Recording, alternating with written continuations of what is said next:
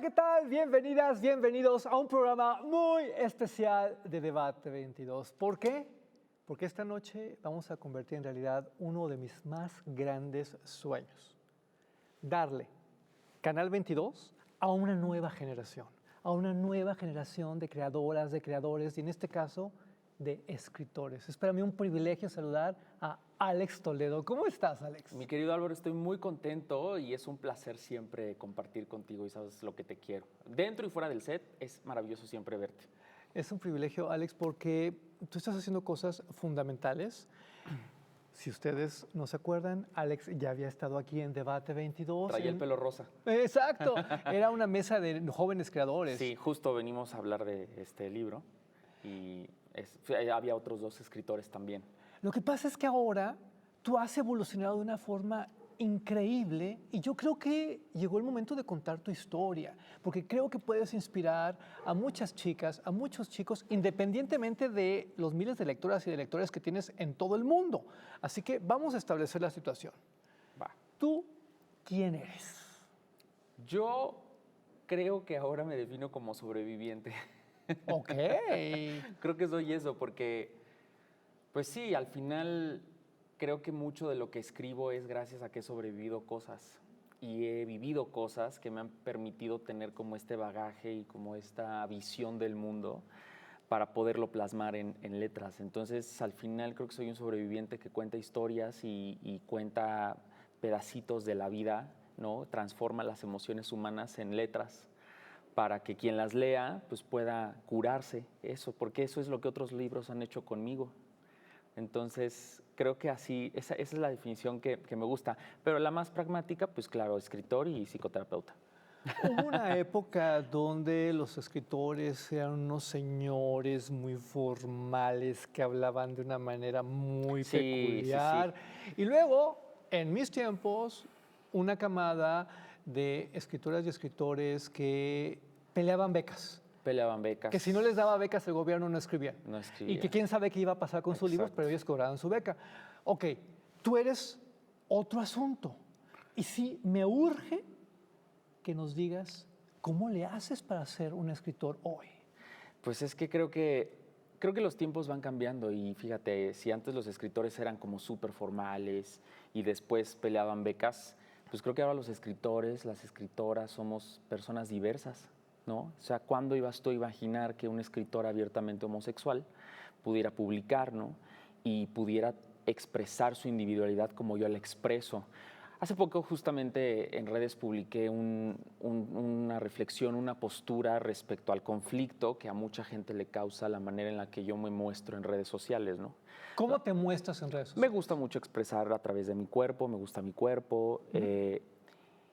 Y de repente hay muchas personas que tienen conflicto con eso, ¿no? ¿Cómo vas a enseñar tu cuerpo? ¿Cómo te vas a encuerar en redes? ¿Cómo vas a escribir? Eso no es de un escritor, eso no es de gente que escribe, ¿no?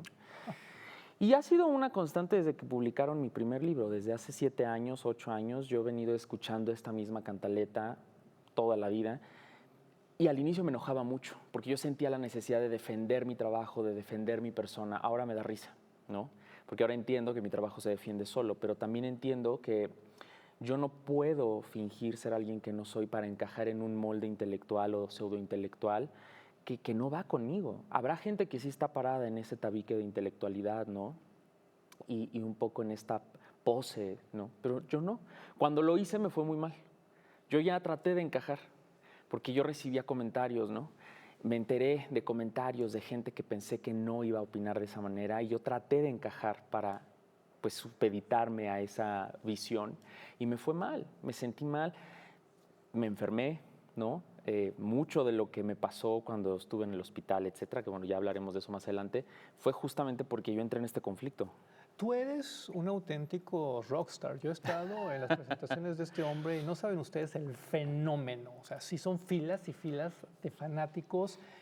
¿Qué tanto las redes sociales han contribuido a cambiar el papel del escritor hoy? Mucho, mucho, porque creo que, mira, creo que ahora estamos tan inmersos en el mundo digital y en el contenido que al final el libro también es parte del mundo digital. O sea, el libro, aunque es físico, Creo que el mundo digital ha abierto la brecha para que inclusive estos libros que a veces solo se quedan de manera local, pues lleguen incluso a más personas.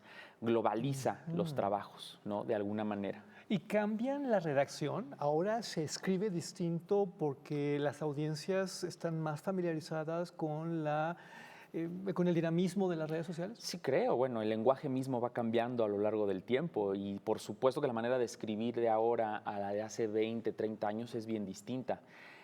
Si tú te metes a plataformas como Wattpad, por ejemplo, que son plataformas de escritores amateurs, que de muchos de escritores, escritoras que iniciaron ahí, ahora ya publican, son autores publicados, es un lenguaje muy diferente. Es un lenguaje muy diferente a los autores que tú y yo leíamos, por ejemplo, ¿no? Porque las épocas van cambiando. Por supuesto que este contexto cultural, histórico en el que estamos viviendo, pues ha readaptado el lenguaje. ¿Y cómo ha cambiado el papel de las editoriales? Porque también yo noto una evolución tremenda que yo de repente cuestiono y no sé si sea tan positiva. Mira, al final tenemos que entender que las editoriales también son empresas y como toda empresa es importante cuidar los negocios, ¿no? Una empresa no se va a pelear con la diversidad de creadores.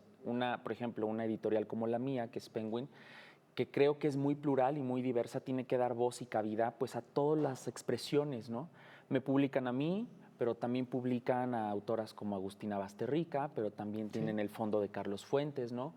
Y gente un poco más purista podría decir, ¿por qué publican autores como Alex Toledo, como tal y tal, ¿no? ¿Y por qué no publican solo autores de ese estilo? Bueno, pues porque es que las generaciones, los tiempos, los contextos históricos han cambiado. Ahora hay nuevas voces y creo que una no invalida a la otra.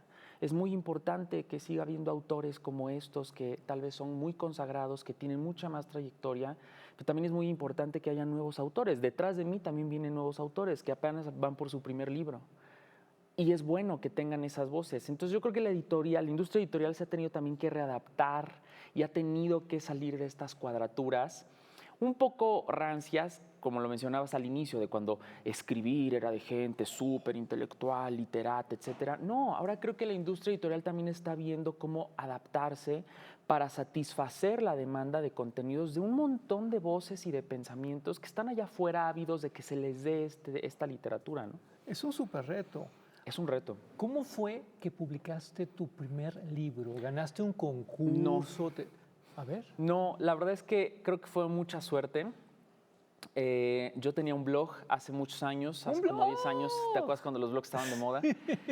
Yo empecé escribiendo para un sitio web, después me independicé, hice un blog que se llamaba alextoleo.com y ahí yo empecé a escribir, duré como 4 años con mi blog, tenía como más de 500 artículos escritos y de hecho este primer libro fue idea de los lectores y las lectoras que me siguen desde entonces. Mira. Porque ellos me dijeron, oye, ¿por qué no has pensado en hacer en un libro para tener tus textos, tus artículos de manera física? Porque, claro, en el ciberespacio todo lo que tú vas escribiendo se va perdiendo, ¿no? Entonces yo ya tenía tanto escrito que yo dije, bueno, pues igual lo voy a hacer, pero lo aplacé hasta que la presión un día fue tanta porque me decían, ya, haz un libro con tus artículos. Y dije, bueno, lo voy a hacer. Armé el libro, seleccioné los textos más leídos de mi blog, los que más me gustaban a mí, escribí algunos nuevos y mandé mi manuscrito a una editorial, a muchas de hecho, muchas no me contestaron, otras me dijeron no gracias. Y en el spam estaba el correo. En el spam. Chequen su spam. Chequen su spam. Sí, porque ahí puede haber oportunidades. Y ahí estaba la respuesta, ¿no? Mi primera editora, Dania Mejía, me dijo, quiero publicar tu manuscrito, nos interesa. ¿Tú eres el autor de Se curan rotos? Yo sí, nos interesa. Pero pasaron como casi 2 años y yo no había checado el spam y cuando chequé el spam, ese correo ya tenía como 3 semanas de que me lo habían enviado. Para que vean que Sí. estas cosas sí suceden, sí hay historias de éxito, sí se están abriendo las puertas. ¿Cuántos libros has publicado desde entonces? Bueno, son 4 físicos y un audiolibro que se llama Los silencios que habito, que solo vive en formato de audiolibro. Ajá. Es Se curan rotos, Descosidos y deshilachados, Antes de dejarte ir, que lo ven aquí en la pantalla, Ni siempre ni nunca, y el más reciente, que es El sueño en el que me sumergí. Yo quiero que hablemos de esto después porque estamos estableciendo la situación. ¿De qué escribes? ¿Son historias políticas, detectivescas, históricas? Escribo ficción y no ficción relacionado, muy enfocado a las relaciones humanas. O sea, como mi tema es, o sea, me dedico a la psicología y al estudio de las relaciones humanas, mi tema como psicoterapeuta pues es hablar de las relaciones humanas. Yo me enfoqué mucho en los problemas de pareja, las relaciones amorosas, la parte muy emocional, ¿no? Me alejé un poquito de la psicopatología y me gustó más la parte de las emociones, ¿no? Y mis libros van enfocados justo a entender cómo funcionamos en las relaciones. Te voy a preguntar algo dedicado a todas las personas que nos tiran hate cultural. ¿Lo que tú escribes es cultura? Yo creo que todo lo que nos marque, lo que de alguna manera nos dé una retroalimentación al nivel que sea, sí es cultura. ¿Cuál ha sido la respuesta de las lectoras y de los lectores ante tu material? Pues es súper amorosa. La verdad es que yo siempre les agradezco. O sea, yo siempre digo que los lectores y las lectoras le dan sentido a que existamos los escritores. Alguien que escribe, o sea, yo podría escribir todos los libros que quieras, pero si no hay nadie que los lee, no tiene significado, no tiene un sentido. Un lector, una lectora, cuando lee un libro, cuando lo abre, ahí el libro tiene su propósito.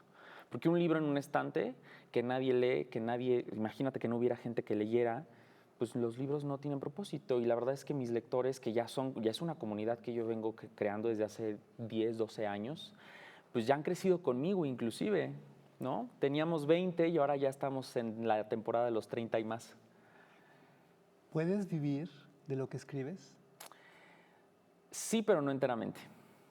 Hay que hacer otras cosas, ¿no? O sea, yo creo que es como el músico que dice yo quiero vivir de la música y mientras lo logra, pues hay que hacer otras chambas. Digo, afortunadamente yo me dedico también a la parte de la psicología, entonces eso me gusta mucho, me llena mucho, me ayuda mucho a alimentarme de historias para yo poder desarrollar nuevas historias en el futuro, ¿no?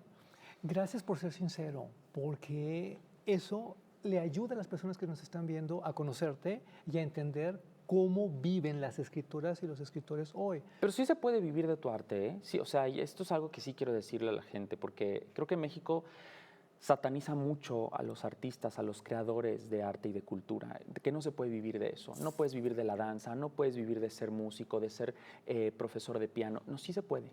Sí se puede, pero ¿sabes qué? Creo que las personas que nos dedicamos a esto tenemos que construir nuestras propias puertas, porque no hay moldes para nosotros, no hay moldes en los que vayamos a caber. Y si un artista, alguien que nos esté viendo, está esperando encontrar un lugar donde haya un molde donde quepa, no va a existir, lo tienes que crear. ¿Cuántos libros has vendido en total? La verdad es un número que no tengo idea, pero imagínate, hace 3, 4 años que me mandaron mi último reporte, estaba como arriba de 60,000. Genial.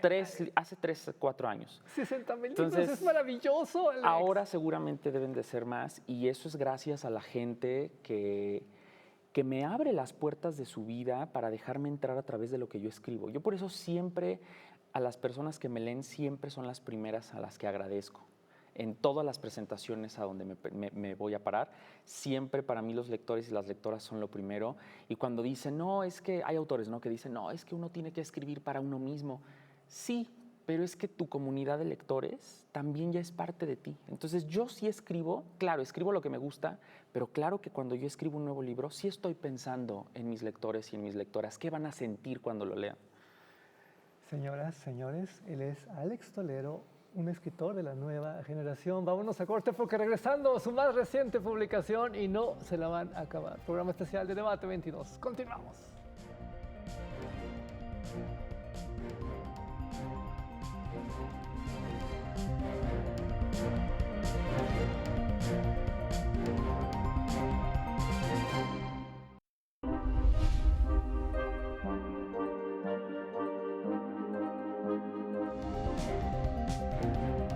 Frente a esas disyuntivas, no debemos olvidar que la verdadera libertad comienza con el respeto a quien piensa distinto a uno. Para conocer es necesario preguntar. Apoyar a las mujeres, apoyar a los grupos vulnerables a través del arte y la cultura es responsabilidad de todos. Cultura y activismo para eliminar la violencia de género. Bien preocupante socialmente, que es el tema del clasismo, del racismo, de la discriminación y que la única vía es la educación. Debate 22. Temas como la gentrificación, migración, expulsión, la discriminación cultural y los desalojos masivos, pues volvieron a la discusión pública. Aquí está como el reflejo de esta gran ciudad, de este gran pueblo. Son estas cosas las que nos llenan el alma, son actos de justicia. Por si las moscas, vamos a hablar del Festival Internacional por la Diversidad Sexual, que este año cumple su edición número 36, 15 años del Museo Universitario de Arte Contemporáneo, y me acompaña para eso su directora Amanda de la Garza. Vamos a hablar del más reciente libro del escritor Juan Villoro, me refiero a La figura del mundo.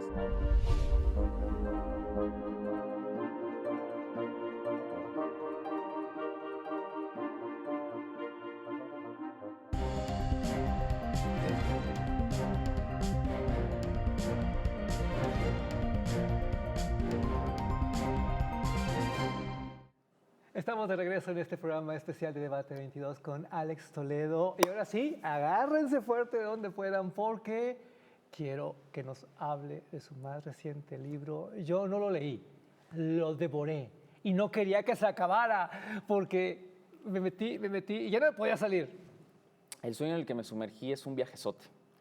Es un viajezote y creo que es el primer, es el primer libro donde hablo enteramente de mí, ¿no? En mis libros yo no hablo de mí, porque no porque no me guste, sino porque me parece súper interesante escudriñar en las posibilidades de las vidas de otros, sean reales o ficticias, ¿no? ¿Cuál es la historia del sueño en el que me sumergí? Es básicamente la historia de cómo fui a dar al hospital, estuve 22 días intubado y mi cuerpo se quedó en la cama del hospital y yo me fui a otro lado. ¿A qué lado te fuiste? No sé cómo llamarlo todavía. No sé si es un limbo, no sé si es el más allá, el gran después. No tengo idea, pero yo vi mi cuerpo en la cama del hospital, consciente, supe que ese era yo y me fui. Entonces el sueño en el que me sumergí es justo ese sueño, ese viaje que yo tuve en el tiempo que duré intubado. Hay una línea muy delgada entre, estamos hablando de literatura y estamos hablando como de una cosa sensacionalista, de la muerte, después de la muerte. Pues es como una experiencia cercana a la muerte, sí, básicamente. Eso sería, pero yo no morí clínicamente, nunca morí. Pero sí estuve casi a nada. Pero sí pasan cosas, o sea, y me he dado cuenta que ahora que me pasó, puedo entender las historias de otras personas que me han contado experiencias similares. Estuve en el Bosque de Chapultepec en la presentación que hiciste de este libro y yo veía a la gente que iba a contarle sus historias a Alex. Sí. O sea, sí hubo mucha conexión desde que salió el texto. Totalmente. ¿Para quién es este libro? Yo creo que es para todas las personas, porque todos hemos sobrevivido. Cuando yo escribí el libro, yo no quería contar solamente mi experiencia y además tenía miedo, ¿sabes? Porque dije, bueno, seguramente van a pensar que fumé algo, me metí algo, etcétera. Y es como muy complicado de repente abrirte en un libro. Pero al final encontré que la moraleja o la enseñanza de este libro, el pretexto para contar toda mi historia era justo reconectar con nuestras historias de supervivencia, porque todos somos sobrevivientes. ¿Es un libro entretenido o es un libro poético? Fíjate que creo que al final resulta poético ver esta belleza que hay en la tragedia, ¿no? En la tragedia que implica a veces sobrevivir y atravesar esta tormenta. Por eso el libro comienza con una frase de Murakami, que es, yo creo que uno de mis mantras y una de las cosas que más fuerza me dan cuando la vida se pone un poco complicada, que es, va a llegar la tormenta y no vas a saber cómo entraste en la tormenta. Y te preguntarás cuándo acabará la tormenta. Y la tormenta va a pasar. Y cuando pase, te cuestionarás si todavía sigues en la tormenta, pero va a pasar. Y cuando pase la tormenta, entonces te vas a dar cuenta que no eres la misma persona que cuando entró en la tormenta. Y esa es la función de la tormenta. Soy bien mañoso, bien maldito mañoso. Fui una de las primeras personas en México que leyó este libro. Y nunca le he dicho a Alex lo que le voy a decir aquí delante de ustedes. Juro por Dios que es cierto. Y en la presentación, tu libro es Alicia en el País de las Maravillas. Un poco, sí. Nomás me faltó poner un conejo, sí. Que bueno, sí tuve mi conejo blanco, digamos, simbólicamente, ¿eh? Es que fíjate lo que te estoy diciendo. Sí, Alicia en el País de las Maravillas es una obra maestra de la literatura universal. Yo te agradezco. Pero es que el valor simbólico de lo que tú platicas aquí, episodio por episodio, es fantástico. Es que al final yo me di cuenta que no podía mentir en una experiencia así, ¿sabes? Yo cuando se lo planteé a mis editoras, ellas me dijeron, si vas a hacer esto, tienes que estar dispuesto a contar todo. Y todo es todo. Desde el diagnóstico que te llevó a la enfermedad, al hospital, y todo lo que crees que va a ser juzgado allá afuera. Si no, no lo cuentes. Es muy mágico todo lo que tiene que ver con la parte literaria. Deja tú con el chisme, deja tú con el contenido. Cómo vas abriendo una puerta y entras, caes y te levantas y vas a otra, y cuando no estás en un asunto como muy clásico, te vas a uno muy de terror y luego regresas a otro. Sí, y la madriguera se va haciendo más profunda. Sí, sí, sí. ¿Cuál es de todos estos segmentos el que más aprecias? Fíjate que la parte que más me gusta del libro, bueno, todo el libro me parece, ahora que lo volví a releer antes de que saliera impreso, cuando me piden la última lectura de aprobación, ya lo leí con ojos de lector y dije, qué emocionante historia, o sea, qué interesante. Si yo fuera creyente o no creyente, escéptico o no escéptico, me parecería muy interesante. Pero creo que la parte más tierna y la que más me conmueve es la parte donde narro lo del niño interior. Ese encuentro, quienes ya lo leyeron seguramente saben de lo que hablo, y si no, léanlo. Esa parte del niño interior creo que no solo conecta muchísimo conmigo y conecté mucho con esa experiencia, sino creo que además cuando, y lo he visto, me lo han dicho ahora en mis redes, cuando leen esa parte, cuando llegan a esa parte, como que todo el mundo conecta con ese niño, con esa niña que fuimos. Porque ahí sigue, ¿sabes? Pero además hay una conexión con tus padres, con tus abuelos, una Todo, locura. es una cosa bien ancestral, sí, es una cosa muy, es un viajezote que reconecta con muchas cosas mías que yo pensé que ya estaban olvidadas o que ni siquiera me tocaban, me atravesaban, ¿no? Creo que por eso es tan personal, o sea, realmente este libro es una ventana que yo decido compartir con la gente que me lee y la gente que apenas me va a descubrir, para que entren a esos recovecos de mi propia vida que yo ni siquiera sabía que todavía podían estar ahí. ¿Cuánto de lo que leemos en El sueño en el que me sumergí genuinamente te pasó y cuánto lo ficcionaste, Yo lo te puedo inventaste decir- para cuestiones literarias? Yo te puedo decir que el 99% ¿De veras? me pasó. Solo hay una anécdota que yo incluí exprofesa porque me pareció muy linda cuando me la compartieron, que es la parte donde uno de mis editores, David García, que trabaja en la editorial, él me contó que cuando estaba yo en el hospital en la parte más grave, no, ya me iban a desconectar porque la intubación no estaba funcionando. Él estaba en Francia, estaba en una localidad donde hay muchas capillas, y él sintió esta conexión de algo le está pasando a Alex, prendió la vela. Cuando él me cuenta esa experiencia, o sea, por supuesto que ambos lloramos, nos abrazamos. Le dije, necesito poner esto en el libro y quiero que me des permiso. Me dijo, adelante. Esa es la única experiencia que yo no fui consciente. Ahí la mezclé con la parte que yo sí vi. Ahí entra la parte un poco de la ficción que te ayuda a entrelazar, pero el resto lo recuerdo todavía hoy. Y por eso metimos la libreta al final del libro, que son las anotaciones de todo lo que yo viví. Yo quería llegar a esto. Alex está tan loco que incluyó en el libro los apuntes que él iba generando según iba recordando. Es que yo salgo del hospital, me voy a recuperar a casa de mis papás y yo empiezo a recordar un montón de cosas. O sea, como cuando te acuerdas de lo que soñaste, pero yo lo veo muy lúcido todavía, es muy vivo. Hasta la fecha, hoy día, que estamos aquí ahorita sentados, yo recuerdo todo. Siento las texturas, los olores, me acuerdo de todo, de la sensación térmica, el frío que hacía. Entonces yo necesitaba anotar porque a mí yo pensé que se me iba a olvidar, pero no. La verdad es que yo pude haber no anotado nada y lo sigo recordando. Una de las tendencias más importantes del arte hoy tiene que ver con el yo. En letras, la literatura del yo es la que está jugando. Tú has escrito una gran pieza de literatura Gracias. del yo. ¿Dónde la podemos conseguir? En todas las librerías de México, a lo largo y ancho del país. Si nos están viendo en Chicago, Lo pueden conseguir en buscalibre.com. Buscalibre.com es una gran página, es como el eBay de libros y les llega hasta su casa, es súper seguro y funciona para España, para Estados Unidos y para el resto de Latinoamérica. lo encuentro en digital. Lo encuentras en digital, en audiolibro. El audiolibro lo narro yo. De hecho, no es la primera vez que narro. Este libro también, el de Se curan rotos, yo también lo narro. También narro Ni siempre ni nunca. El único que no narro yo es el de Antes de dejarte ir.